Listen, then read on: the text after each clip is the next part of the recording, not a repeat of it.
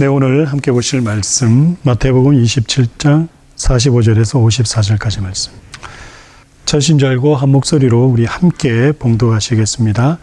제6시로부터 온 땅에 어둠이 임하여 제9시까지 계속되더니 제9시쯤에 예수께서 크게 소리질러 이르시되 엘리 엘리 라마 사박다니 하시니 이는 곧 나의 하나님 나의 하나님 어찌하여 나를 버리셨나이까 하는 뜻이라. 거기에 섰는 자 중 어떤 이들이 듣고 이르되 이 사람이 엘리야를 부른다 하고 그 중에 한 사람이 곧 달려가서 해면을 가져다가 신 포도주에 적시어 갈대에 꿰어 마시게 하거늘 그 남은 사람들이 이르되 가만두라 엘리야가 와서 그를 구원하나 보자 하더라. 예수께서 다시 크게 소리 지르시고 영원히 떠나시니라. 이에 성소 휘장이 위로부터 아래까지 찢어져 둘이 되고 땅이 진동하며 바위가 터지고 무덤들이 열리며 자던 성도들의 몸이 많이 일어나되 예수의 부활 후에 그들이 무덤에서 나와서 거룩한 성에 들어가 많은 사람에게 보이니라. 백부장과 및 함께 예수를 지키던 자들이 지진과 그 일어난 일들을 보고 심히 두려워하여 이르되 이는 진실로 하나님의 아들이었도다 하더라. 아멘.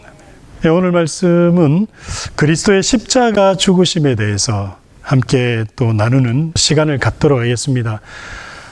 교회를 어느 정도 다녀보셨던 분들은 그리스도의 십자가의 죽음 모르는 게 아닌데 너무나도 잘 알고 있고 또 그 내용이 무엇인지 잘 알고 있다라고 생각하실 겁니다. 그래서 어떤 면에서는 그리스도의 십자가 죽음에 대한 이 말씀의 내용들이 식상하게 느껴지실 수도 있습니다. 하지만 지금까지 우리가 들어왔던 그러한 내용들은 어떤 스토리적인 그리고 예수 그리스도께서 죽으신 그런 드라마틱한 그런 측면의 말씀만 듣다 보니까 십자가의 죽음에 담겨 있는 그 구속의 귀한 그 의미를 우리가 제대로 파악 못했을 거다라고 저는 생각합니다. 그래서 오늘은 그리스도의 십자가상의 죽으심에 대해서 우리가 너무나도 잘 알고 있지만 그러나 하나님께서 우리에게 그 십자가를 통해서 말씀하시고자 했던 내용들이 무엇인지를 깨달았고 또 알아봄으로 그 구원의 은혜가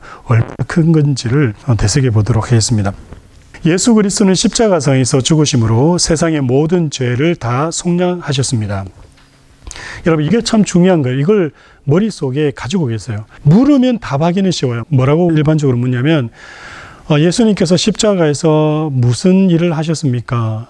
내 죄를 위해서 십자가에 못 박히시고 피 흘리시고 돌아가셨습니다. 이렇게 이야기할 수 있습니다. 물으면 그렇게 얘기할 수 있다는 거죠.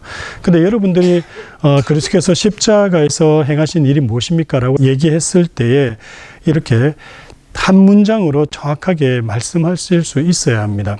예수 그리스도는 십자가상에서 죽음으로써 무엇을 해결하셨다고요? 세상의 모든 죄를 다 속량했습니다. 지금까지는 우리가 어떻게 배우고 말씀을 들어왔냐면 내 죄를 해결받았다라고만 들었습니다. 틀린 말 아니죠. 내 죄를 해결받았죠. 하지만 내 죄뿐만 아니라 예수 그리스도는 세상의 모든 죄를 다 속량하셨습니다. 그래서 회복을 시킬 수가 있었던 겁니다. 그는 대신 속죄 제사를 드려서 죄 용서 곧 완전한 구원을 이루어내었습니다. 예수 그리스도께서 십자가에서 죽으신 그 죽으심이 구약에서 이야기하는 무엇이 되었다고요? 속죄 제사가 되었다라는 거예요. 속죄 제사. 속죄 제사가 되므로 죄 용서뿐만 아니라 완전한 구원이 우리에게 이루어졌다는 겁니다. 그러니까 십자가에서 죽으심은 바로 무엇이다? 예수 그리스도의 속죄 제사였다라는 것을 알아야 됩니다. 골로새서 1장 14절 말씀 한번 찾겠습니다. 네, 골로새서 1장 14절 말씀 찾으셨습니까? 우리 함께 읽겠습니다. 시작. 그 아들 안에서 우리가 속량 곧 죄사함을 얻었도다. 아멘. 예수 그리스도의 십자가 죽으심이 바로 무엇이라고요? 그분의 속량이었는데 그 속량으로 무엇이 이루어졌다고요? 죄사함이 이루어졌다라는 거예요. 이미 2000년 전에 예수라는 분이 십자가에서 죽으셨는데 그분의 죽으심은 믿는 자든 믿지 않는 자든 믿든 안 믿든 상관없이 그분의 죽으심을 통해서 어떤 일이 일어났다고요? 속량 곧 죄사함이 일어났다라는 겁니다. 그래서 그것이 내 것이 되느냐 못 되느냐는 믿느냐 안 믿느냐 그 차이일 뿐이지 그분이 행하심에 대해서는 있었던 일인지 없었던 일인지 우리가 그걸 논쟁할 이유가 없다라는 거죠. 왜요? 그거는 사실이니까. 2000년 전에 내가 2000년 전에 태어난 적이 없는데 내가 본 적이 없는데 그거하고 상관없습니다. 여러분들이 2000년 전에 고구려가 있었다라는 거, 한국 땅에 고구려 있었다는 거 여러분이 그 태어나서 봐서 알았습니까? 아니잖아요. 역사 기록이잖아요. 그런데 성경 기록이 제가 얘기했죠. 어떤 역사 기록보다도 더 정확하다라고 얘기했죠. 그걸 못 믿으시면 할 수 없는 거예요. 그러나 지금 인류가 사람들이 남겨놓은 모든 역사 기록 가운데 가장 그래도 정확하고 신뢰성 있고 믿을 수 있다는 것은 인문학자들이 공통적으로 동일하게 모두가 얘기하는 것은 성경입니다. 그래서 세계 역사도 성경을 같이 보고 연구를 합니다. 왜요? 성경의 기록이 가장 정확하다라고 인문학자들도 사회학자들도 인류학자들도 그렇게 보고 있기 때문에 그런 거예요. 근데 이걸 못 믿겠다 그러면 할 수 없는 거예요. 하지만 여하튼 간에 예수 그리스도의 십자가 사건은 2000년 전에 믿든 안 믿든 있었습니다. 근데 그 일로 인해서 일어난 것이 뭐냐? 성경에서 기록하기를 뭐라 그럽니까? 속량 곧 죄사함이 일어났다. 그래서 이 속량 곧 죄사함이라는 것은 우리의 죄뿐만 아니라 세상의 모든 죄에 대해서 감당하셨던 그러한 사역이고 일이었다라는 겁니다. 하나님의 공의의 법은요, 범죄자가 죄값을 갚는 것입니다. 하나님은 공의로우신 하나님이시죠.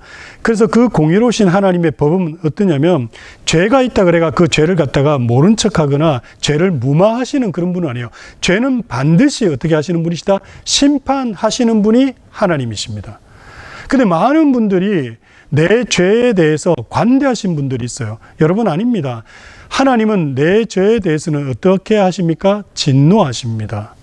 그런데 그 진노가 사라지고 그 진노로부터 벗어나게 된 일이 있었다라는 거예요. 그래서 우리가 하나님 보시기에 진노의 대상이 아니라 하나님의 자녀가 된 거죠.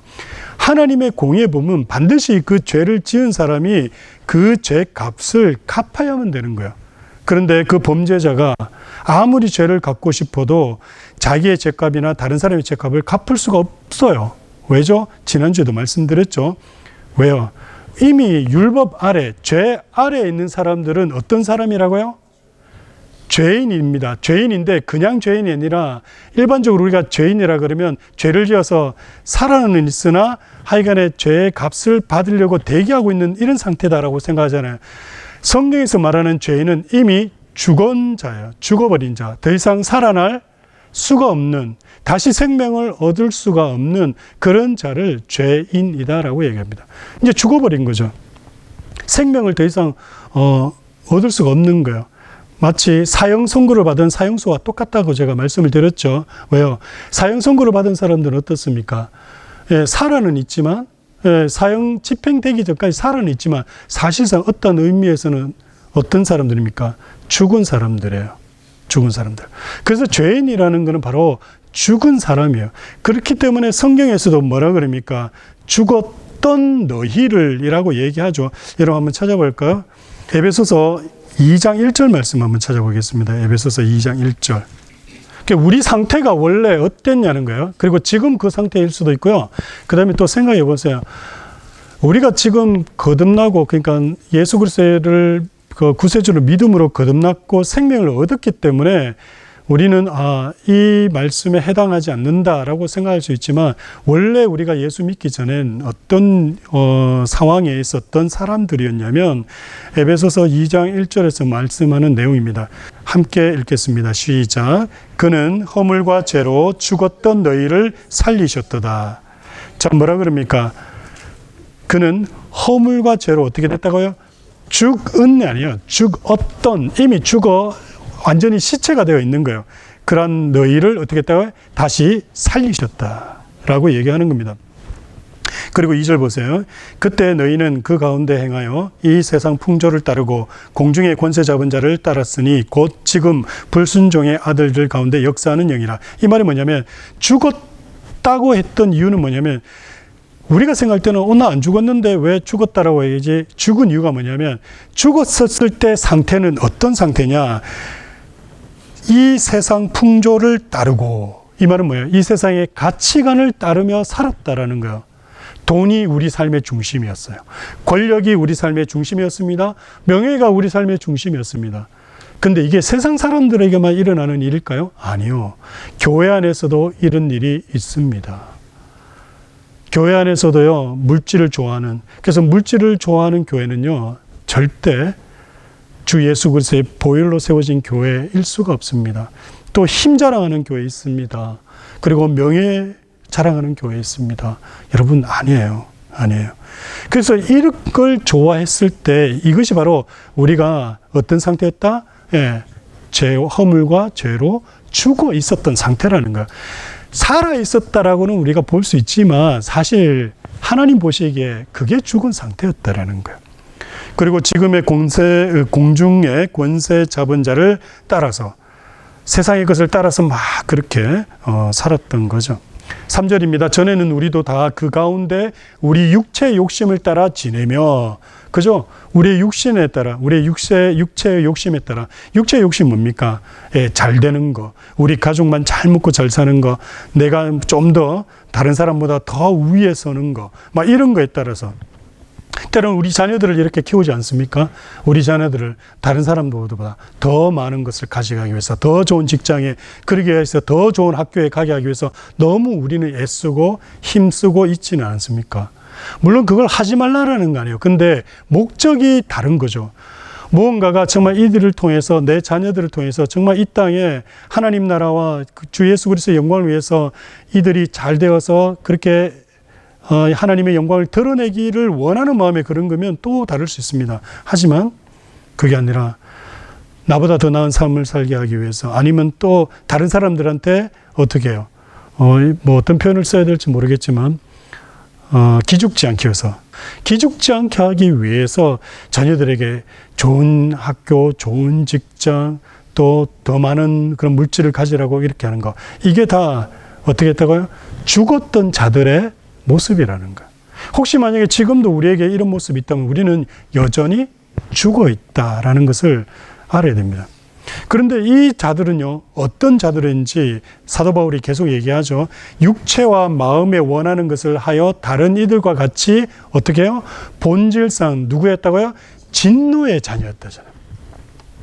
하나님은요, 절대 우리의 죄를 용서 안 하십니다. 많은 분들이 교회 안에서 잘못 이야기하는 것 때문에 잘못 얘기했다 보다 자꾸 오해하게 이야기를 했죠. 하나님은 우리를 사랑하십니다. 그래서 우리의 죄를 용서하십니다. 아니요, 우리의 죄를 용서 안 하십니다. 하나님은 우리의 죄를 용서 안 하십니다. 용서하시는 이유와 그게 근거와 방법이 따로 있어요. 근데 그걸 얘기 안 하고 우리를 용서하십니다. 우리를 있는 모습 그대로 받아주십니다. 찬양 가사 가운데요, 이런 찬양이 있습니다. 내 모습 이대로 받아주시네. 여러분, 우리 주님은요, 내 모습 이대로 받으시면 진노하십니다. 근데 이게 이렇게 말씀드리면 또 당황스러우실 수가 있어요. 무슨 소리 하나? 우리 주님은 나를 이래 받으니. 아니요. 하나님은 공의의 하나님이십니다. 우리가 죄가 있는 상황으로서는 하나님 앞에 절대 나갈 수 없고 그분이 우리를 용서하지 않았습니다.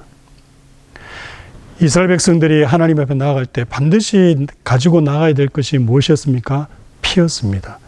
대제사장인 7월 10일 대속죄일입니다. 그 속죄일에 1년에 딱 한 번 들어갈 수 있는 지성소. 지성소는 무엇의 의미입니까? 하나님의 임재 장소. 그곳에 들어가기 위해서는 반드시 무엇을 가지고 들어가야 됩니까? 어린 양의 피를 가지고 들어가야 됩니다. 그거 아니고 이스라엘 백성이기 때문에 그 지성소에 들어갔다 바로 죽습니다. 대제사장이라 할지라도 바로 죽습니다. 여러분, 하나님은 여전히 우리가 예수의 그리스도의 피로 구속함을 받지 못하면 본질상 진노의 자녀로 보십니다. 그러니까 우리의 상태가 원래 이랬었다는 거예요. 그러나 우리가 예수를 믿음으로 어떻게 됐다고? 우리의 신분이 바뀌게 되었던 거죠. 갈라디아서 3장 22절인데요. 한번 말씀 찾겠습니다. 갈라디아서 3장 22절입니다. 우리 함께 읽겠습니다. 시작. 그러나 성경이 모든 것을 죄 아래 가두었으니 이는 예수 그리스도를 믿음으로 말미암는 약속을 믿는 자들에게 주려 함이라. 아멘. 여러분, 뭐라고 지금 얘기하고 있냐면 성경이 모든 것을 어디 아래 가뒀다고요? 죄 아래 가뒀다는 거예요. 모든 것을 죄 아래. 자, 죄 아래 가뒀다는 얘기는 무슨 의미라고 말씀을 드렸습니까? 죽었다라는 거예요. 우리가 죄 때문에 죽어 있다라는 거예요. 쉬운 표현으로 말씀을 드리면 시체되었다라는 거예요. 사람이면 모든 게 다 시체고, 뭐 어떤 물질이면 어떤 물건들이면 다 어떻게 돼요? 썩었다라는 거예요. 성경이 그걸 우리에게 이야기하고 있다는 겁니다. 율법이 그걸 우리에게 선포하고 있다고 그러죠. 그래서 지난주에 무슨 말씀을 드렸습니까? 율법의 저주에 대해서 말씀을 드렸었죠. 로마서 11장 32절인데요. 한 번 더 찾겠습니다. 로마서 11장 32절. 우리 함께 읽겠습니다. 시작. 하나님이 모든 사람을 순종하지 아니하는 가운데 가두어 두심은 모든 사람에게 긍휼을 베풀려 하심이로다. 아멘. 지금 뭐라고 얘기하고 있냐면 하나님이 모든 사람을 어디에 가두었다고요? 순종하지 아니하는 가운데 가두어. 순종하지 아니한다라는 그 의미가 바로 뭐냐면 죄인이 됐다라는 거예요. 하나님 명령을 거부했고 하나님과의 맺은 그 언약을 파괴함으로, 거부함으로, 반역하게, 그래서 불순종하게. 근데 하나님 어떻게 돼요? 그대로 뒀다라고 얘기하는 거예요. 그대로 뒀기 때문에, 자 보세요. 우리 인간의 상태가 이렇다라는 얘기입니다. 이렇기 때문에 여러분 같으면 이런 상태에 있는 이들이 어떻겠습니까? 진노의 대상일 수밖에 없다라는 거예요. 이런 상태에 있는 사람들은 이미 죽은 사람이기, 시체이기 때문에, 그러면 시체가 스스로 일어나가지고 자신에게 생명을 부여할 수 있습니까? 없습니까? 없다라는 거예요. 그래서 우리 사람은요, 우리 인간은요, 죽은 시체와 똑같은 존재로 이 땅에 태어나서 그렇게 살다가 가는 거예요. 그렇기 때문에 인간들은 자기 스스로 자기의 죄값을 치를 수가 있다 없다? 없습니다. 없어서 누가요? 하나님이 무엇이 되셨다고요? 사람이 되신 겁니다. 그것을 성육신이라고 얘기하고요. 사람이 되셔서 십자가에서 어떻게 해요? 피 흘리심으로 우리의 죄를 속량하시고 그것으로 우리를 다 살리셨다라는 거예요. 근데 이게 나중에 더 가서 부활까지 갑니다. 그 부활이 됨으로 우리가 살아났다라는 그런 의미도 나중에 함께 또 나누게 될 겁니다. 따라서 예수 그리스도는 세상의 구세주로 보내어져서 하나님의 어린 양으로서 세상 죄를 담당해서 모든 범죄자들을 대신해서 죽으심으로 죄의 값을 지불하고 그 흘린 피로 세상 죄를 다 씻었습니다. 자, 예수 그리스도께서 왜 세상의 죄를 지고 가는 어린 양이다라고 이야기하는지를 이제 조금 이해를 하셔야 됩니다. 예수 그리스도의 죽음은 속죄이지만, 죄를 제거하는 것이지만 하나님의 진노를 또한 진정시킨 화해이다. 자, 우리가 본질상 어떤 자녀라고요? 진노의 자녀라. 진노의 자녀. 그래서 진노의 자녀라는 건 하나님 보시기에 정말 이가 갈리는 그런 대상, 그것이 바로 누구였다고요? 우리예요, 우리. 하나님 보시기에 이가 갈리는. 그러니까 지금까지 우리는 하나님이 우리를 되게 사랑하신다라고 생각하셨잖아요. 틀린 거 아닙니다. 아닌데요. 그 중간 단계를 빼고 그렇게 생각하면 그거는 잘못된 거예요. 그거는 자연 종교, 세상 종교로 가버리는 거예요. 근데 그 중간 단계가 있기 때문에 우리가 하나님은 나를 사랑하십니다. 우리를 사랑하십니다라고 말할 수 있는 거예요. 그 중간 단계 없이 그렇게 얘기해버리면요, 그는 틀린 거예요. 하나님은 원래 우리를 어떻게 보신다고요? 진노하십니다. 여러분, 십자가, 이따가 또 설명드립니다만, 십자가가요, 아무 의미가 없는 것 같지만, 저 십자가가 생각해보세요. 자기 아들을 매달아서 죽일 정도면 어느 정도예요? 하나님이 죄를 얼마나 미워하시겠어요? 여러분, 레위기 1장, 2장 가면 레위기 제사법이 나오잖아요. 그죠? 여러 가지 제사법이 있어요. 뭐 번제부터 시작해가 소제, 그 다음에 화목제, 속죄제, 속건제. 그 제사도 나중에 한번 확인해 보겠지만 구약시대에 드렸던 그 제사 있죠. 그 제사 가운데 마지막 부분에 가서 꼭 이야기하는 게 하나 있거든요. 그게 뭔지 아세요? 한번 보실까요? 레위기 1장 말씀 한번 찾겠습니다. 레위기 1장 내용은 어떤 내용이냐면 번제를 어떻게 드리느냐라는 거예요. 번제를. 요 번제 부분에 대해서는 나중에 같이 함께 나눌 시간이 있습니다. 그런데 제가 말씀드리는 뭐냐면 번제든 소제든 화목제든 속죄제든 속건제든 공통적으로 빠지지 않고 꼭 등장하는 한 말씀이 있어요. 그 말씀이 뭐냐면 9절 말씀 보세요. 9절 말씀. 1장 9절 우리 함께 읽겠습니다. 시작. 그 내장과 정강이를 물로 씻을 것이요 제사장은 그 전부를 제단 위에서 불살라 번제를 드릴지니 이는 화제라 여호와께 향기로운 냄새니라. 아멘. 여러분 제가 지금 번제 드리는 과정을 설명을 안 드렸기 때문에 조금 마음에 큰 감흥이 와닿지 않을 수는 있습니다. 이 번제를 드리는 데 있어가 하나님께 제사를 드리는 데 있어 가지고요 정말 피 튀기는 일이 일어납니다. 어떤 일이 일어나냐면 이 번제의 양을 잡는 게 제주라 그랬습니까? 아니면 제사장이라 그랬습니까? 제사장 아닙니다. 번제를 드리는 제주, 그러니까 희생 제물을 가져온 그 주인이 직접 양이든 소든 그 짐승을 죽여서 피를 받아내야 돼요. 그런데 여러분 짐승 한 마리 죽여보신 분들이 있으세요? 짐승 죽이는 거 쉽지 않습니다. 그것도 단번에 죽여야지 그나마 낫지. 그렇지 않으면 난리 납니다. 상상해 보세요. 근데 양이나 그 소가 여러분 쉽게 죽을 것 같아요? 안 죽어요. 그러다 보면 어떤 일이 일어나는지 아세요? 온 난리가 납니다.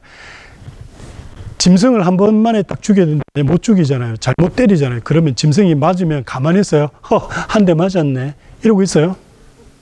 아니에요. 막 날뛰기 시작해요. 그때부터 그걸 잡아서 좀 표현이 그렇지만은 목을 따야 돼요. 그리고 피를 받아야 돼요. 근데 그게 쉬울 것 같아요? 한 번에 봤는데 예를 들어서 한 번에 컷한다 그래가지고 이 짐승이 컷했네. 이래 죽어요? 안 죽어요. 제가 이렇게 지금 시간이 없어가지고 길게 설명 못 드려가지고 있는데 근데 양도 근데 하물며 그보다 큰 소도 막 드려야 되거든요. 소는요 끝장나요. 그런데 그 성막 구조가 어느 정도라고 그랬습니까? 이 정도 사이즈라고 그랬죠. 이 사이즈에서 소 한 마리 잡으려고 했는데 한번 그 소 한 마리가 날뛰기 시작하면 어떤 일이 나겠습니까? 그런데 그것만큼은 어떻게 해서 잡았어. 그럼 어떻게 해요? 그 다음에는 껍질 벗겨야 돼요. 여러분 소가죽 벗겨보셨어요? 양가죽 벗겨보셨어요? 쉽지 않습니다. 정말 쉽지 않아요. 상상만 하세요. 그런 상황에서 어쩌지 또 벗겼어. 그러면 또 각을 떼야 돼. 뼈를 다 발라내야 돼요. 그리고 난 다음에 태우는 겁니다. 그러면 제주의 몸은 어떻게 됐을까요? 온 피로 범벅이 됐겠죠. 또 각을 뜬 다음에 살점이 튀어가지고 막 묻어 있겠죠. 그거 한두 시간 하면요 비린내가 나기 시작합니다. 그리고 불에 태워요. 불에 태우고 난 다음에 지금 자 9절 다시 한번 보세요. 9절 보면 끝에 이제 뭐라고 되어 있습니까? 이는 화제라 여호와께 향기로운 냄새니라. 이거 제가 조금 심한 표현을 이렇게 미친 거 아니에요? 정말 하나님 미친 거 아닙니까? 왜요? 여러분 지금 제주가 정신이 나간 상황에서 어떻게 짐승 잡아가지고 겨우겨우 해가지고 딱 태워가지고 이제 제사 끝냈는데 나를 지금 온몸이 다 지쳐가지고 막 그래 있는데 그 불타는 그 제물, 희생 제물, 그 짐승을 불타는 짐승을 보고 뭐라고요? 여호와께 향기로운 냄새다. 하나님이 뭐라 그러십니까? 향기 좋아 이래. 이거 하나님 이상하지 않나요? 이상하지 않나요? 여러분 이게 왜 그런지 아십니까? 이게 지금요 짐승이 타는 게 아니라 사실 뭐가 타는지 아세요? 사실 안수하죠. 안수할 때 뭐가 넘어갑니까? 나의 죄가 전가가 되는 거예요. 그러면 그 짐승은 내 죄를 껴안고 불 속에서 타는 거예요. 뭐가 탄다고요? 죄가 타는 겁니다. 죄가. 그러니 하나님이 그 죄를 보시고 타는 죄를 보시고 그래 이거야. 이제 내 백성이 살았다. 이제 내 자녀가 살아났다. 이제 내 자녀의 죄가 해결되었다. 라고 하니까 그게 너무 좋으신 거예요. 그래서 이게 주님께 우리 하나님께 향기로운 거예요. 이게. 그래서 향기롭다는 거예요. 여러분 하나님의 변태가 아닌 이상 그 날리는 그 법석 그 날린 통에 거기에서 드려진 제사를 보고 이걸 향기롭다고 할 이유가 있으시겠어요? 그만큼 죄가 그렇게 심각한 거예요. 나쁜 거예요. 그래서 여러분 보세요. 십자가에서 자기 아들을 찢으실 정도잖아요. 그러니 죄가 얼마나 무서운 겁니까? 그 죄가 해결 안 되면 안 되는 거예요. 그래서 자신의 아들을 이 땅에 보내셔서 죄를 해결하는 겁니다. 그래서 진노 아래 있던 우리, 죽었던 우리를 다시 살려내신 거예요. 그게 그리스도의 십자가에서 피 흘리신 죽으심이라는 겁니다. 그냥 한 착한 사람이 매달려 죽은 게 아니에요. 오늘날 교회에서는요, 그걸 너무 쉽게 생각해요. 십자가의 죽음을 너무 쉽게 생각하고 그냥 쉽게 이야기하다 보니까 구태연한 이야기다라고 얘기하고 이야기를 많이 하지 않습니다. 그런데 저는 십자가를 볼 때마다 늘 그런 생각이 들어요. 내 죄가 얼마나 크길래 당신의 아들을 저 십자가에서 죽으시게 했을까? 내가 뭔데? 도대체 내가 누구기에 나를 살리시고자 저랬을까? 여러분, 이런 고백이 우리 가운데 나와야 되는 거예요. 그게 바로 십자가입니다. 십자가. 예수 그리스도가 십자가에서 죽으심의 의미라는 거죠. 우리 예수 그리스도의 죽음은 속죄이지만 하나님의 진노를 진정시킨 화해라는 겁니다. 그리스도의 십자가의 죽음은 구약 제사가 1500년 동안 백성들에게 가르치고 지시한 참 속죄 제사입니다. 그리스도의 속죄 제사에 의해서 구약 백성들의 모든 죄도 속해지고 용서되어졌습니다. 여러분, 이게 좀 특이하지 않나요? 구약의 백성들이 어떻게 예수 그리스도의 속죄 제사로 죄 용서를 받았느냐? 그게 참 신기하지 않습니까? 여러분, 히브리서 11장 40절 말씀 한번 보시기 바랍니다. 참고적으로 히브리서 11장은 우리가 이야기할 때에 믿음장이라고 얘기하죠. 믿음장. 히브리서 11장 39절 40절 함께 읽겠습니다. 시작. 이 사람들은 다 믿음으로 말미암아 증거를 받았으나 약속된 것을 받지 못하였으니 이는 하나님이 우리를 위하여 더 좋은 것을 예비하셨은즉 우리가 아니면 그들도 온전함을 이루지 못하게 하려 하심이라. 아멘. 지금 히브리서 기자가 11장에서 누구를 기록하고 있어요? 구약에 있는 하나님의 사람들을 다 기록하고 있죠. 기록하면서 뭐라고 그러냐면 이 사람들은 다 믿음으로 말미암아 증거를 받았다. 여기서 말하는 증거는 예수 그리스도의 훗날 일어날 구속사역을 이야기하는 겁니다. 그 십자가 구속사역이 그들이 믿을 때 일어났습니까? 안 났습니까? 안 났죠. 안 났지만 그들은 훗날 그리스도께서 우리를 위해서, 인류를 위해서, 인간의 죄를 위해서 십자가에서 못 박혀 죽으실 거다라는 것을 구약시대 사람들은 믿음으로 바라봤습니다.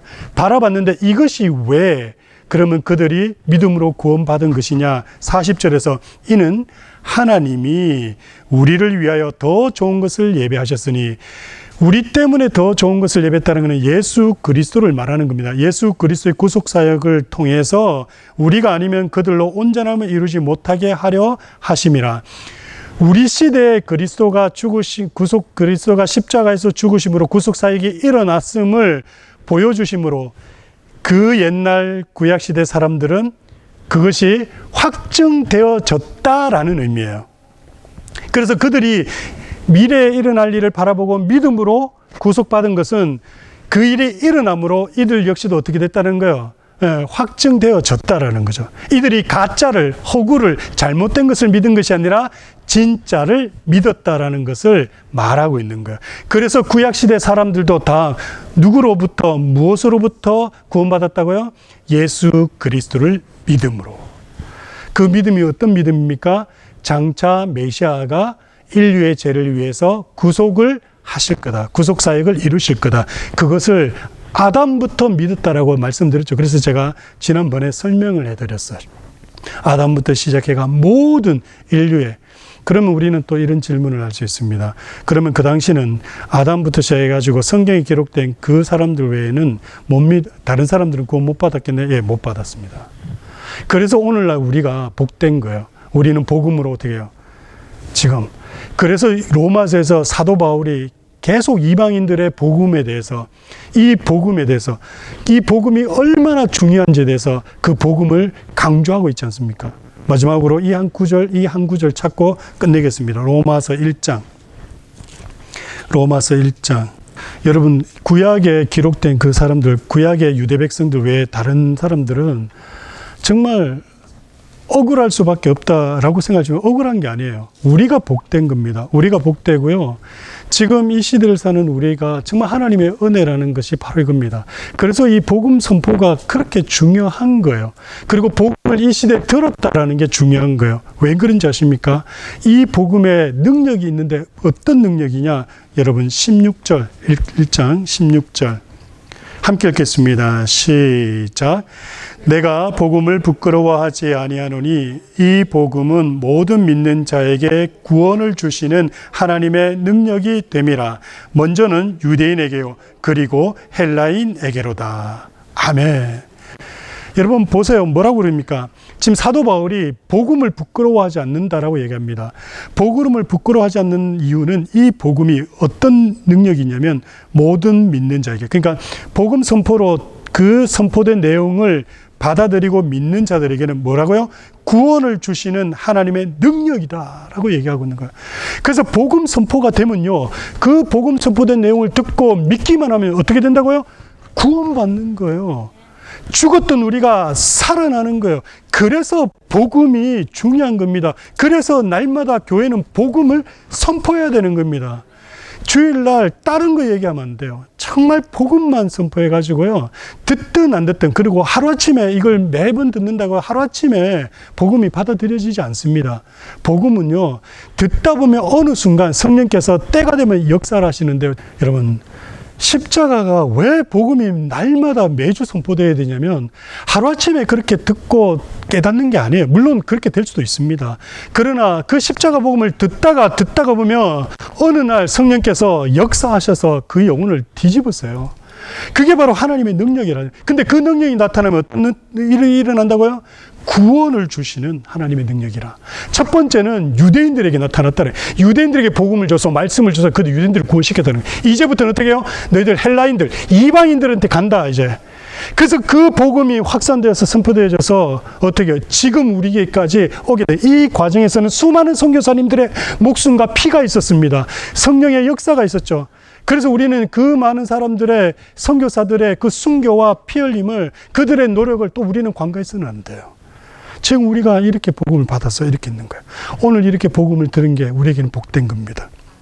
그래서 17절에서 이야기합니다. 복음에는 하나님의 의가 나타나서 믿음으로 믿음에 이르게 하나니 기록된 바 오직 의인은 믿음으로 말미암아 살리라 함과 같으니라. 복음에 하나님의 의가 나타난다잖아요. 그리고 믿음에서 믿음으로 이른다잖아요. 그러니까 복음을 들어야지 뭐가 생긴다고요? 믿음이 생기는 거예요. 날마다 들어야 돼요. 귀찮아도 들어야 돼요. 억지로라도 들어야 돼요. 그러면 복음이 들려지면 언젠가 정말 주의 역사가 나를 붙드시고 새 생명이 우리에게 주어지게 된다라는 겁니다. 그래서 십자가, 죽음이 우리에게 얼마나 큰 은혜며 우리에게 영광스러운 것인지를 우리는 잊지 말아야 합니다. 이번 한 주간도 정말 십자가에 죽으신 그리스도의 그 은혜를 기억하면서 그분이 우리를 위해서 죽으셨으니 이제는 우리가 그분을 위해서 죽을 수 있어야 돼요. 물론 우리는 이미 같이 그리스도의 십자가에 죽었죠. 그분을 위해 죽는다는 건 딴 거 없습니다. 어떤 겁니까? 그분을 위해서 사는 거예요. 그분을 위해서 사는 건 뭡니까? 빛과 소금의 역할로 우리가 늘 기도하는 것처럼 내 이웃을 내 몸과 같이 사랑하라 하신 그 사랑을 실천하는 겁니다. 쉽지 않을 겁니다. 많죠, 미운 사람. 그리고 여러분, 세상의 법대로 사는 게 쉽습니까? 쉽지 않아요. 세상의 법대로 살면 어떤 일이 있습니까? 손해 많이 봐요. 그런데도 우리는 그렇게 살아야 돼요. 그게 우리의 삶입니다. 우리 자녀들에게 그렇게 살아라고 얘기해야 됩니다. 남들보다 하나 더 가지려고 하지 마라. 꼭 저는 그런 것까지 원하는 건 아닌데요. 사과를 살 때 썩은 사과만 가져와라. 아니요, 그럴 필요까지는 없어요. 근데 썩은 사과가 들어왔다 그래가지고 불평하지 마라. 때로는 이거 하나 때문에 다른 사람이 유익 볼 수 있다면 너는 이웃을 위해서 일한 거다. 그래서 여러분, 이분 한 주간도, 그리고 가장 소중한 내 가족을 먼저 사랑할 수 있어야 됩니다. 내 가족을 사랑할 수 있어. 그리고 아까 처음에 예배 시작할 때 우리 얘기한 것처럼 사랑한다라는 말 많이 해 주십시오. 가족 외에 그 누구도 우리의 사랑에 가장 중심에 설 수 있는 사람은 없어요. 기도하겠습니다. 좋으신 하나님, 우리 주님의 십자가 죽으심을 통해서, 피 흘리심을 통해서 우리에게 귀한 생명을 주셨음을 오늘 살펴보았습니다. 주님께서 우리를 위해 흘리신 그 보혈, 그리고 그로 인해서 우리가 얻게 된 영원한 생명, 이번 한 주간도 주님만 바라보며 어떠한 환경 속에서도 감사를 잃지 않고 주님의 영광을 위해서 살 수 있는 저희들의 삶이 될 수 있도록 인도해 주옵소서. 예수님의 이름으로 기도드립니다. 아멘.